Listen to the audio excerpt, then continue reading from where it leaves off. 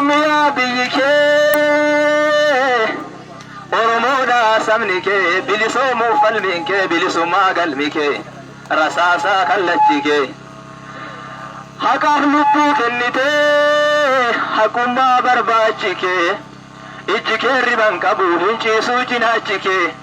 nyaattee garaan guuttattu deebottee deebuun baatu luqqa'ee garaachi kee daandii qabsoo imaltaa beelaa fi dheebuudhaani madaa dhiigaa hidhatte osoo fayyamne qaciisu qabsoo goota diinaani turii gabrummaa dhigoof saba keerraa dhiigaani haala fideettu korma koo hin dhukkubin garaani abbaa si dhale korma koo hin dhukkubin garaani